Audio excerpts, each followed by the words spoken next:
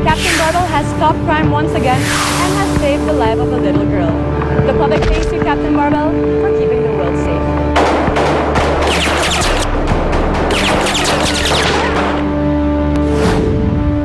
Ano, tapos na kayo? Ako naman.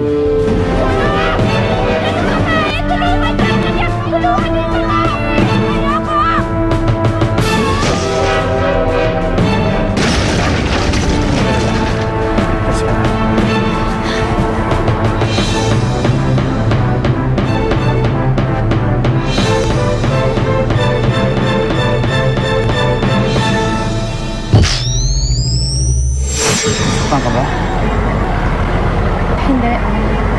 Okay lang ako, Captain Barbell.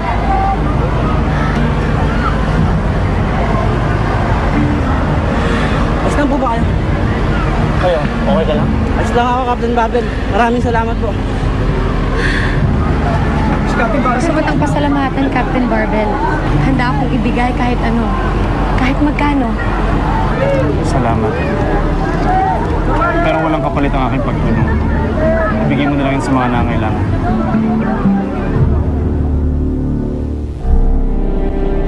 Ba't di mo kaya gamitin yung pagiging Captain Barbell mo para magkapera ka? May kapangyarihan ka nga, mahirap ka naman. Ano naman ang silbi nun? Hindi ganun yan, Ophelia. Hindi ko pwedeng gamitin ang barbell sa pansarili kong interes. Teng, hindi ko naman sinasabi magnakaw ka eh. Bakit hindi ka humingi ng bayad dun sa mga taong tinutulungan mo? O kaya naman mag-commercial ka? Naku, sigurado kung daming kukuha sa'yo. Dali na, Teng, ako na lang manager mo. Sige na! Puro kakalokohan. Hindi ko magagawa yun, Ophelia. Bakit? Kasi labag na naman dyan sa prinsipyo mo. Ay, sus, Teng. Nakuha ko ang kapangyarihan ko ng libre. Ibabahagi ko to sa mga nangangailangan ng walang kapalit. Yun ang pangako sa sarili ko. Nagawin ko ng tama. Hindi naman tama na maging mahirap, Teng.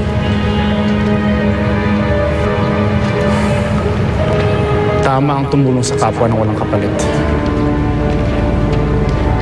At yun ang gagawin ko. Pero niligtas mo ang buhay ko. Handa akong bumawi. Sapat na sa akin ang sabihin mo na sa susunod, mag-iingat ka. Ingatan mo ngayon sarili. Mag-ingat kayo lahat! Captain Barbell, sandali. Kung ayaw mo talagang tumanggap ng kahit anong tulong, ito na lang ang reward ko para sa'yo.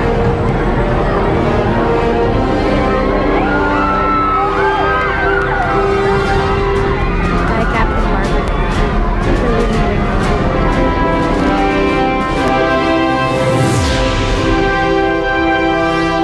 Saan na ngayon ang pinagmamalaki mong kapangyarihan? Sasabihin ako sa iyo, Charles. Hindi mo alam ang tunay na kapangyarihan. Hanggat hindi mo nararamdaman kung ano ang nararamdaman ko. Kaya ngayon, ikaw ang paparusahan ko. Kasi sandali. Baka muna natin pag-usapan to.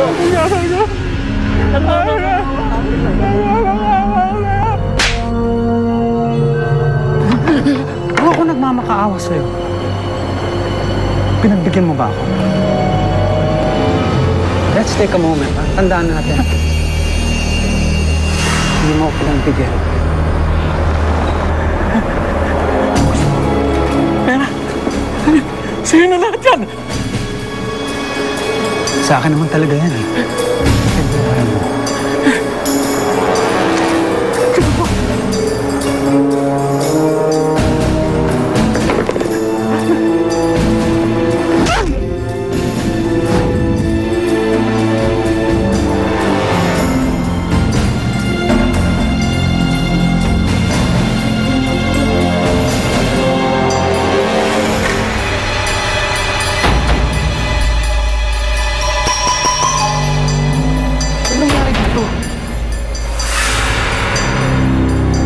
ganyan yung tsura mo?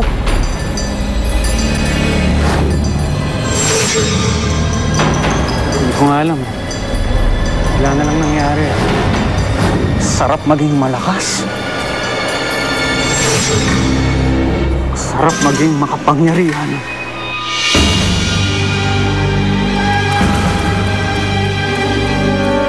Sa isang linggo matatapos na ang konstruksyon ng monumento ni Captain Barbel. Magkakaroon ng malaking selebrasyon para sa kanya. Armando, Hindi pwedeng matuloy ang gusto mo. Delikado. I have to talk to Armando privately, so please excuse us, gentlemen. Thank you very much. Sinusweldohan kita, General Armando, para pamunuan ang Liga ng Kalayaan. Hindi para takutin ang mga bisita ko. Hindi ako nananakot. Ginagawa ko ng trabaho ko. Larry, show him. Isang special unit ng mga pulis na sinugod sa mismong presinto nila. Patay ang lahat. Na-interview ko pa nga ang isang nag-aagaw buhay at sinabi niyang isang tao lang daw sumugod sa kanila. Isang taong hindi tinatablan ng bala. Hindi tinatabla ng bala? Parang si Captain Barbel? Posible. Imposible, General. Pinagbibintangan mo ba siya? Kanina lang nasa balita na may iniligtas na naman siyang isang babae. Mabait na tao si Captain Barbel. Hindi niya magagawa ang sinasabi mo. Naniniwala din ako na hindi siya. Pero ang sigurado ko, may iba pang tulad ni Captain Barbel na may kapangyarihan na kakaiba. Kaya gusto ko munang masigurado na ligtas ang lahat bago mo ituloy ang mga binapalak mo. 5 taong ko ng pinlano ang launching na ito. Hindi ko to ititigil dahil lamang sa report mo. Isa pa, wala naman tayong dapat ikatakot. Kung talaga may problema, nandyan si Captain Barbel. I'm sure para tumulong sa atin. Okay. Pero huwag mo sabihin na hindi kita binalaan.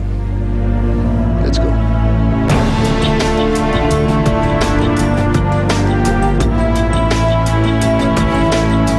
It has been announced that the Captain Barbel Monument will be unveiled in a few days. Excitement is in the air for the free concert that will take place during the launch. For sure, thousands of people will gather to commemorate and honor the greatest hero the Philippines has ever seen. And cut! Ayos. Layback lang natin. Ang ganda, no? Alam mo, Jana, kailan kaya tayo magkakaroon ng ganyan? Wish man, hindi naman tayo superheroes. Oo na nga. Mga normal na tao lang tayo. Sa tingin mo si Captain Barbel ba, mayroon din siyang normal na buhay? What do you mean? Halimbawa, pag hindi siya Captain Barbel, normal din bang buhay niya? Nagtatrabaho din siya tulad natin? Nagipag-date? Nanliligaw? I don't know, but that's interesting, Haki. Sino ba talaga si Captain Barbel? Who is the man behind the cape? I think we have our next project.